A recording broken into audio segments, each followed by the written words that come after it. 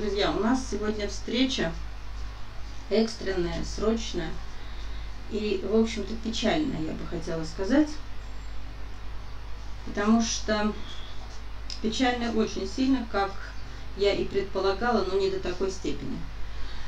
Этим летом я хочу сказать, что это просто сос. Собаки на грани голода. У собак осталось по одному мешку. Вот мы заходим, надо насыпать корм, ребята там гуляют. Вот пора их уже запускать домой кормить. Они уже ждут. Вот, а корма у нас остался один мешок. И открываем бачок, где-то полбачка. Ну, нам этого корма хватит на сегодня, на вечер покормить. И дай бог на завтра, на утро. Больше у нас корма нету. Но так получилось, что сейчас мы остались вообще без корма.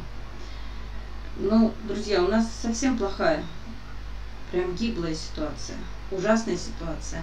Я просто кричу уже криком. Кто-то спрашивает, а что ты собираешься делать? Кто-то говорит, ну надо же что-то делать. Никто не говорит, что делать, а только говорят так вот абстрактно, что-то делать. То ли кричать слезно, то ли как-то биться челом об землю, какие-то проявлять эмоции. Но будет ли это действенно и как это поможет собакам, я не знаю. Потому что я знаю, что вы тоже не можете, у вас нет. И, в общем-то, ситуация настолько плачевная, что выплывем ли мы из этой ситуации. Если раньше я всегда говорила «прорвемся», сейчас я этого сказать не могу. То ли это лето, то ли это обстановка в мире, то ли всем глубоко наплевать, и все переключились мыслями, да, на военные действия. То война, то смута, то мятеж. В общем-то, я-то остаюсь с собаками. У меня свой фронт, где я пытаюсь что-то, какой-то кусок для них отвоевать. Но просто ситуация до такой степени патовая, что я не знаю, что мне еще. Ну просто вот собирать деньги. Я вижу, что у вас нет денег. У кого мне спрашивать? Я смотрю так в наших чатах. У нас есть чаты, да. Из этих чатов люди запросто. Те, которые зимой, осенью кричали, что да-да, мы готовы помогать до пристройства, они без объявления войны, без предупреждения могут запросто выйти. Я примеряю этот поступок на себя и думаю, а как бы мне тоже выйти из якутской темы? Вы можете себе это представить на минутку? Я тоже выхожу, помахала всем рукой и сказала все.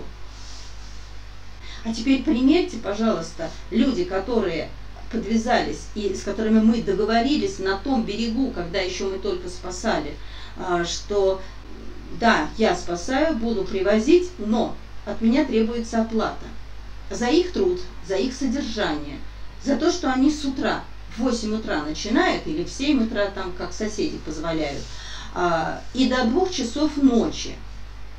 До 2 часов ночи. Ну, кто-то до 11 ночи, смотря какое количество собак и сколько поклонов за день надо собакам отдать. Выгул по часам.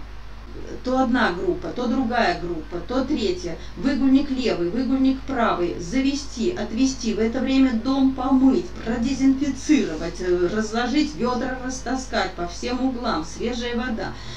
Кланяешься и кланяешься им, этим собакам, бесконечно. Кого-то надо вычесывать, кто-то лохудровский бесконечно, шерсть клоками сыплется, кто-то хромает, кому-то надо почистить параанальные железы, у кого что, да, ну кто-то с кем-то сцепился, надо тут помазать, тут надо обработать, тут еще что-то, и снова, и это утром, потом вечером, и все это. Вот скажите, вот этот труд, он должен как-то оцениваться, или это просто люди-мазохисты? Но у нас патовая ситуация, мы погибаем. Собираешь, чтобы на эту передержку 30 тысяч, на эту передержку 30, вот так вот раскидать по 30 тысяч, а в итоге ты эти все тридцаточки тратишь на самое важное, то, что нельзя отложить, иначе не будет движения вперед, не будет пристройства. А если не будет пристройства, значит мы будем сидеть и еще больше корма покупать, и этот корм будет еще быстрее заканчиваться, потому что у нас остается много ртов, а нам их надо сокращать. И вот это вот, знаете, бег по кругу. Смотрите, сейчас у меня есть на одной передержке 1 мешок корма, на другой передержке есть 2 мешка корма. Значит, что мы тогда делаем? Мне как, опустить руки? Вот просто вот совет, держитесь.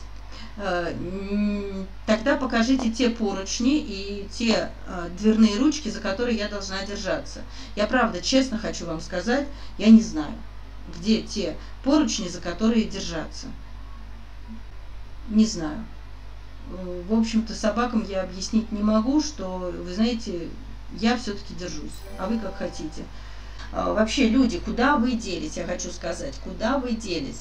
Но почему в очередной я попадаю в такую яму? Осень, зима, вы кричите: спасите, спасите. Вы не можете оставить, это кощунственно оставить собачку под номером 8 в вольере. Вы забрали собачку номер 7, а собачку номер 8 вы не забрали. Это так не должно быть. Я ее забрала. Я вам сказала тогда: не потянем, не потянем. Нет, потянем, мы с вами, мы до конца, ведь я же это все вижу, у меня в переписках все сохраняется. Куда вы все деваетесь? И как противно вот смотреть в чате: покинула группу. Зачем тогда вопрос мы их спасали? Скажите мне какую-нибудь деревню, чтобы я могла куда-нибудь тоже, хотя бы в деревне на речке посидеть. Посмотреть на воду или на огонь. Я не знаю, на что мне посмотреть, чтобы мне перезагрузиться, как-то перезагрузиться, наверное. Или переформатировать себя, мозги свои.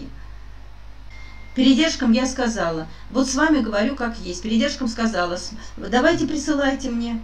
Присылайте последний мешок корма. Присылайте, когда у вас не будет корма, и просто вы дадите им руки полизать и скажете: попейте сегодня водички. Ну, пускай попьют водички сегодня, завтра и всегда теперь. Я не знаю, что мне делать. В общем, не надо тогда спасать, и надо сказать: все, не сильны, слабо. Фух. Ну, что ты натворила, наспасала. Спасалка, да? Противное такое состояние, вот это противное. Ладно, может быть, кто-нибудь посмотрит из тех, у кого есть деньги, из тех, кто, может быть, с дачи вернется, может быть, на даче, не знаю. Все идет к одному, к гибели, если говорить о правде и посмотреть правде в лицо. И они тешат себя иллюзиями. Больше, наверное, мне сказать нечего. Можете, помогайте, не можете, будем помирать. Не знаю, даже без оркестра, просто помирать будем, видимо.